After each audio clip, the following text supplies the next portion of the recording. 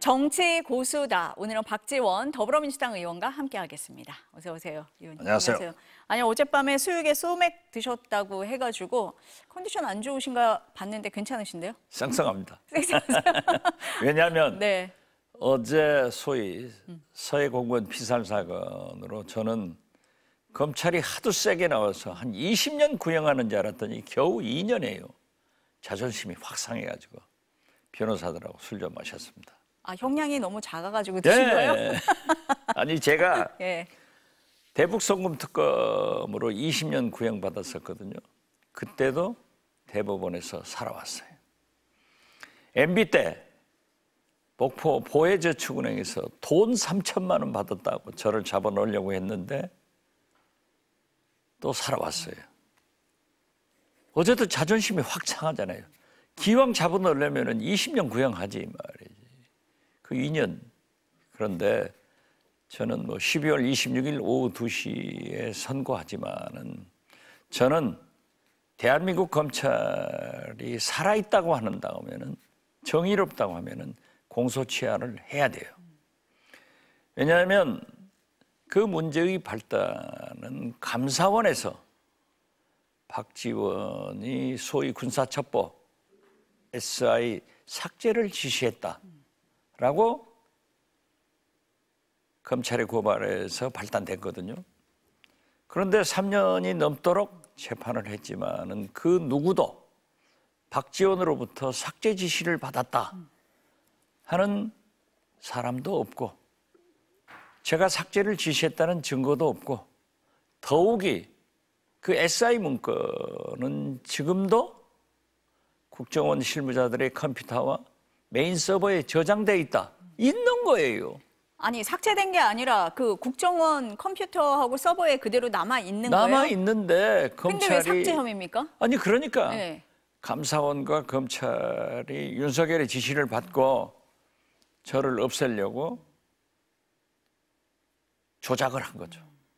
그러니까 있으니까 삭제 지시한 받은 사람도 없으니까 검찰에서 공소취하를 해야 되는데 겨우 2년.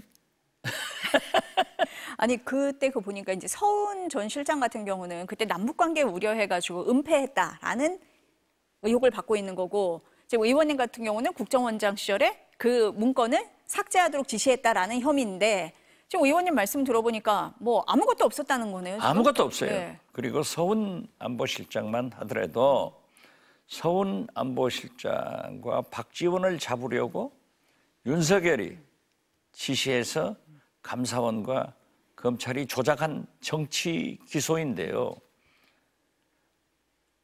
왜 은폐합니까? 국정원 직원들이 얼마나 많고 국방부 은폐할 성질이 아니잖아요. 그리고 만약에 자진월북이 아니다라고 하면은 국방부에서 책임을 져야 돼요. 국경, NLL을 잘 못 지켰다는 의미 아니에요. 그리고 여러 가지 정황이 났고 소위 농해수위 국정감사에서도 드러나는 게 그 월북한 사람이 중국 어선으로 갔다가 거기에서 치료받고 한자 써 있는 구명복 조끼 입고 부임을 받고 북한에다 던져준 거예요. 그리고 그 사람이 제 지역구 완도 사람이에요. 제 정치적 고향 목포 업 지도선인데 부채가 도박을 해가지고 굉장히 문제가 많아서 그러한 길을 선택했다. 저희는 그렇게 봤지만은 돌아가신 분한테 그런 얘기를 해서 되겠어요? 그래서 일치 안 했지만은 어제 재판 과정에서 다 얘기를 했죠. 그러면은 12월 26일 날 이제 선고가 나올 텐데 무죄 나올 거다 이렇게 보시는 거네요. 아무것도 아니, 없다. 그러니까 한 20년 네. 때리라고 그랬어요. 20년을 때려도 무죄가 나올 거다. 아, 그렇죠. 좀 지켜보도록 하겠습니다. 김용남 전 북한 상임위원장 오늘 연결식이 있었더라고요. 김정은 그래요. 위원장도 참석을 했다라고 보도가 나오고 있습니다. 근데 의원님이 그 당시 이제 사망 소식이 나오니까 사절당 가야 된다? 내가 가겠다라고 하셨어요. 왜 필요하다고 보셨습니까? 김영남 예. 상임위원장은 김일성, 김정일, 김정은 3대를 거쳐온 사람인데 외교관 출신이에요. 그리고 더욱이 그분의 고향은 TK이고 경북고등학교 출신이에요. 아, 그렇습니까? 예, 키가 훤칠하고 아주 미남이고 아주 소프트하신 분이에요. 그리고 이제 사실 2000년 6.15 남북 정상회담 할 때 그 전 6.15 정상회담을 위해서 북한의 특사와 남한 특사인 제가 베이징에서 4.8 합의서를 씁니다. 거기에 보면은 정상이 상봉하고 회담한다. 이렇게 됐으니까 김정일 위원장과 김대중 대통령이 만나고 상봉하고 그리고 회담은 사실상 북한의 헌법상 상임위원장이 국가 원수입니다. 거기하고 한다 해가지고 말이 많았거든요.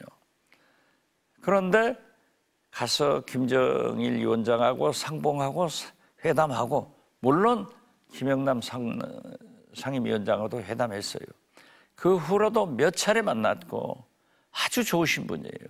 그리고 특히 문재인 정부 때 평창 동계올림픽 단장으로 오셨는가 하면은 그때 판문점에서 만나가지고 제가 김정은 위원장에게 김정일 위원장이 저에게 인민예술관하고 제가 노래를 잘하니까 칭호를 했는데 왜 증명을 안 주십니까? 그랬더니 앞자리에 앉아있던 상임위원장이 오셔가지고 이제 김정은에게 설명하는 거예요. 박지원 장관 선생은 위대한 장군님과 특별한 관계이고 사실이다. 하니까는 김정은 위원장이 김영남 상임위원장한테 다음에 오시면 정령을 개정해서 박지원 장관 선생에게 인민예술가 증명을 수여하십시오. 이런 여러 가지 인연이 있었어요. 또 10여 차례 만났기 때문에 했는데 우리가 과거 김정일 사망 때 이호 여사가 조문하셨고 김대중 대통령이 서거하셨을 때 김기남 비서등이 내려왔어요. 그리고 특히 김일성 주석이 사망했을 때 YS 정권 때입니다. 이부영 의원이 조문사절 가야 된다 했다가 문매를 맞았어요. 그 후에 제가 김대중 총재님 모시고 미국 갔는데 당시에 미 국무성 한국과장 브라운 과장이 저에게 그러더라고요. 그때 이부영 의원의 제안을 받아들여서 당신들이 조문 갔다 왔어야 남북관계가 풀렸다. 이런 얘기를 듣고 정부 차원에서는 어렵다고 하더라도 최소한 저하고 특별한 인연관계가 있는 제가 가면은 그래도 남북관계의 물꼬가 하나라도 트일 것 아닌가 해서 정동영 장관에게 말씀드리고 국정원장에도 말씀드렸는데 연락의 방법이 하나도 없더라고요. 북한하고 소통할 수 있는 창구가 전혀 없는 거예요? 전혀 없어요. 전혀 없어요. 예, 그러니까 윤석열 3년간 남북관계가 완전히 파탄난 거예요. 그러니까 과거에는 통일부 장관도 조의문을 발표하면은 그걸 북한의 통신수단을 이용해서 보내줬거든요. 서류로. 그걸 하지 못하고 발표만 하고 저도 좀 기다려봤는데 또 저 아는 라인을 미국 라인을 통해서 연락해봤는데 안 된다. 안 된다. 그래서 이번에 뭐 에이펙 그 기간 동안에 북미 정상이 만날 수도 있다 뭐 이런 얘기가 많이 나오는데 결국은 안 됐잖아요. 근데 국정원에서는 내년 3월 이후에는 가능성이 있다라고 얘기를 하는데 동의하십니까? 그렇습니다. 이유가 뭡니까? 제가 그 먼저 예. 금년에 만날 수 있었다 했는데 안 된 것은 굉장히 유감스럽지만은 트럼프 대통령의 정치 일정상 저는 내년 4월에 만날 것이다. 이렇게 했는데 국정원에서는 3월로 얘기하더라고요. 그것은 트럼프 대통령이 대통령은 노벨 평화상을 겨냥하고 있습니다. 그렇기 때문에 내년 상반기에 받아야 되고, 특히 내년 11월 달에 미국 중간선거가 있으니까 그때 평가를 받아야 돼요. 그런데 내년 3월이 한미 연합사 훈련이 있습니다. 그렇기 때문에 국정원에서는 그걸 기점으로 해서 어떤 마치 평창 동계올림픽 때 문재인 대통령이 한미 연합사 훈련을 연기해가지고 만나듯 그러한 방법을 모색하고 있지 않는가. 또 북한에서도 한미 연합사 훈련에 대해서 아주 굉장히 신경질을 내니까 그러한 것을 터보려고 하는 것 아닌가. 저는 그렇게 보는데, 어떻게 됐든 김정은도 트럼프도 내년 3, 4월에면은 반드시 만나야 될 필요성이 있기 때문에 만날 것이다. 저도 그렇게 예측합니다. 그런데 이 북미 정상 간 만남이 되지 않은 다음에 미국에서 국무부 재무부가 잇따라서 제재를 했잖아요. 혹시 압박용입니까? 압박용도 있고, 네. 과거 트럼프 일기 때도 보면은 왕래하면서도 또 제재는 제재대로 했어요. 그러나 그러한 것이 지금 하고 있으니까 네. 북한에서도 신경질적 반응을 내고 우리도 뭐 하겠다라고 네. 하지만은 유엔 안보리 제재이기 때문에 할 수밖에 없다. 예. 그러면은 뭐 그건 할 수밖에 없는 거라서 했다. 지금 말씀하신 것처럼 북한에서도 우리를 적대시하는 거다라고 입장을 냈는데, 그러니까 북한에서도 뭐 아예 미국이랑 상대 안 해라기보다는 그냥 뭐 제재를 하니까 원론적인 입장문을 낸 거다 정도로 보시나요? 그렇죠. 예. 김정은은요, 이미 자기 할아버지 김일성, 김정일 아버지로부터 받은 유훈 두 가지가 사실상 물꼬가 트였어요. 첫째가 미국과 관계 개선을 해서 체제 보장을 받으라. 트럼프 대통령이 북한을 핵 보유 국가로 사실상 인정을 해주잖아요. 두 번째가 경제제 해제를 받아서 경제 발전을 해라 하는데, 트럼프 대통령이 이번에 만나면은 제재 문제도 논의할 수 있다. 이건 풀어준 거예요. 그렇기 때문에 김정은도 반드시, 트럼프가 일기밖에 없잖아요. 1년 내로 만나서 이러한 것이 현실화될 수 있도록 할 수밖에 없다. 저는 그렇게 봅니다. 그러니까 의원님 보시기에는 어쨌든 내년 3, 4월이면 북미가 만날 거다. 저는 그렇게 봅니다. 힘을 실고 계시네요. 국내 얘기 좀 여쭤보겠습니다. 김건희 씨 어제 갑자기 건진법사 전성배 씨에게 샤넬 가방 2개 받았다라고 인정을 했잖아요. 처음으로 인정했죠. 처음으로요. 네, 예. 처음으로 인정했는데 예. 그것은 자기가 보석을 신청해놨잖아요. 그 보석을 좀 해달라는 추파를 던진 거고, 또 1억 미만을 고소함으로써 형량도 생각하고 있는 것 같은데, 그 두 개만 받았겠어요? 돈도 받고 다 받았겠죠. 그리고 보석? 그 재판부에서 허락할까요? 그래서 사법부가 국민과 역사로부터 또 죄인이 돼요? 수를 쓰고 있다. 그렇게 봅니다. 통하지 않을 수를 쓰고 있다. 그렇죠. 이렇게 보시는 거네요. 예산 얘기도 좀 해야 되는데, 예산 심사 오늘부터 하고 있는데 국민의힘에서 공격을 하는 부분은 특활비 부분이거든요. 그렇죠. 예, 뭐 대통령실, 검찰, 경찰, 감사원 지난번에 다 전액 삭감해놓고 민주당 정부가 들어서니까 다 살렸다. 뭐 이 부분입니다. 어떻게 설명하시겠어요? 특활비는 필요해요. 대한민국 특활비를 가장 많이 써본 사람 중에 한 분이 접니다. 그러시죠? 네. 그런데 네. 우리가 작년에 삭감하면서 어디에 썼는가? 명세서를 내면은 다 살려줬어요. 그걸 못 내는 거예요.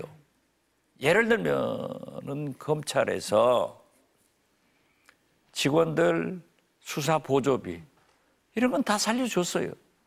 그런데 갑자기 추석을 앞두고 총장이 엄청난 돈을 검사들한테 뿌리는 건 이건 안 되잖아요.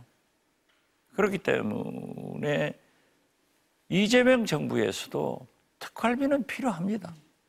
그러나 제대로 써라.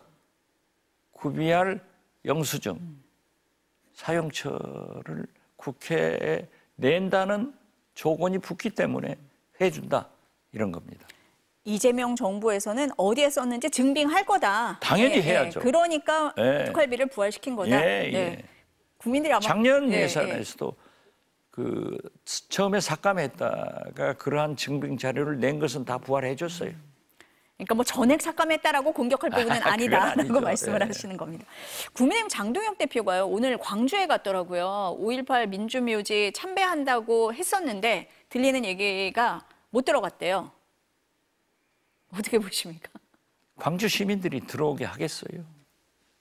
사람이 하나 바뀌니까 민주주의가 돌아오고 천지가 개벽되잖아요. 이재명 대통령 국회 시정연설 어쩌면 저렇게 잘할 수 있었어요. 그런데 그 대통령 들어오는 것을 막아놓고 물러가라? 물러갈 사람들은 자기예요. 그리고 장동혁 대표, 이제 전쟁이 시작된다. 이것이 마지막 시정연설이 될 것이다. 아니, 이재명 대통령이 윤석열처럼 내란을 했습니까? 쿠데타를 했습니까? 이런 얼토당토하는 얘기를 하면서 광주 정신, 광주 영령들에 대해서 정반대의 행동을 하고 있기 때문에 못 들어간 거다. 들어가게 하겠어요? 아니, 그러면 장동영 대표 같은 경우는 이제 윤 전 대통령 면회도 가고 강성 지지층에 소구하는 모습을 계속 보여왔잖아요. 그런데 뭐 매달 호남에 가겠다, 광주에 가겠다라고 약속도 하고 오늘 이제 내려간 건데 갑자기 왜 태도가 달라진 걸까요? 그건 뭐 또 그렇게 좀 달라졌으면 좋겠어요. 아, 달라지면 그 전에 좋긴 하겠다. 예. 윤석열 내란 세력과 손절하고 진정으로 보수 정치를 해나가겠다고 선언하면은 받아야죠. 5.18 묘지도 오시고 해야지만은 그러한 것은 살려둔 채 내란 세력한테 면회나 가고 전환길 같은 사람은 트럼프 대통령 오니까 윤석열이 면회 좀 하라. 아니 무슨 트럼프 대통령이 장동혁이 동생이에요? 이건 아니에요. 그렇기 때문에 저는 진짜 그분들이 정치 발전을 위해서도 건전한 보수가 있어야 돼요. 그 건전한 보수로 가기 위해서는 최소한 내란 쿠데타 세력 윤석열과 손절해라. 그리고 대국민 사과하고 그런 선결 조치가 없는 한 광주 시민들이 받아들이기는 매일 온다고 안 될 거예요. 일단은 내란 세력하고 절연하고 사과부터 그렇죠. 하는 게 순서다. 지금 순서가 안 맞다. 이런 말씀이십니다. 오늘 국회 운영이 열렸는데 몸싸움까지 벌어졌어요. 그러니까 처음에 김현지 부속실장 인사 기록카드 가져오라 뭐 그 얘기가 나오고 주진우 의원은 그 전 대통령실에서 핵심 인물이었는데 운영위원 자격이 있냐라고 다투다가 몸싸움까지 벌어진 겁니다. 어떻게 보세요? 주진우 의원은 네. 우리 법사위원인데 윤석열의 법률 비서관 아니었어요. 나쁜 짓 다 함께 한 거예요. 그리고 내란이 나서도 전화 받은 사람들. 거기에 대한 반성이 있어야죠. 그리고 김현지 비서 저도 나가라고 했지만 저런 식으로 하면 안 나가야 돼요.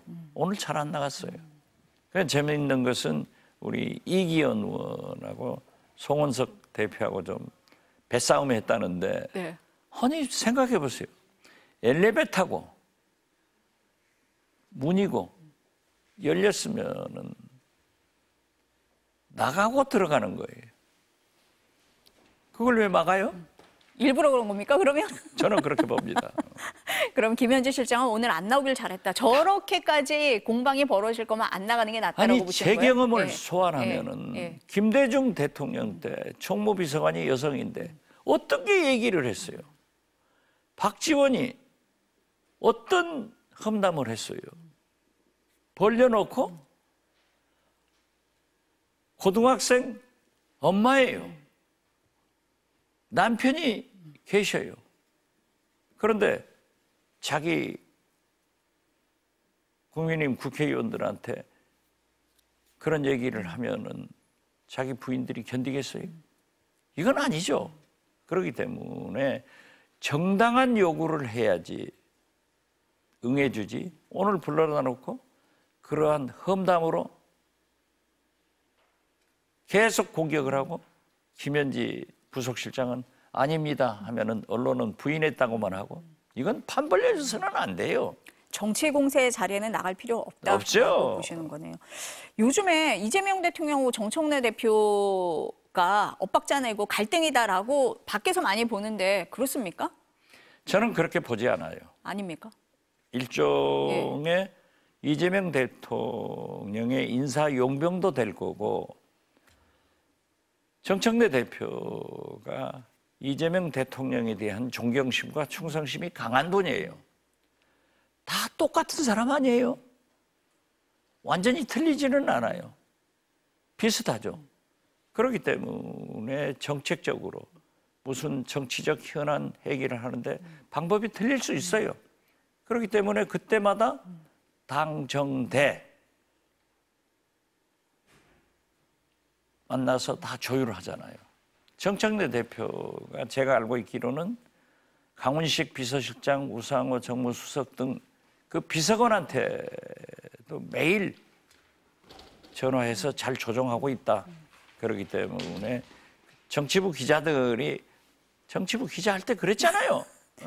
그렇게 만들어내지만은 당정대가 잘 조정해서 탈 없이 잘 가고 있다. 저는 그렇게 확신합니다. 정치 구단이 말하면 이건 틀림없어요.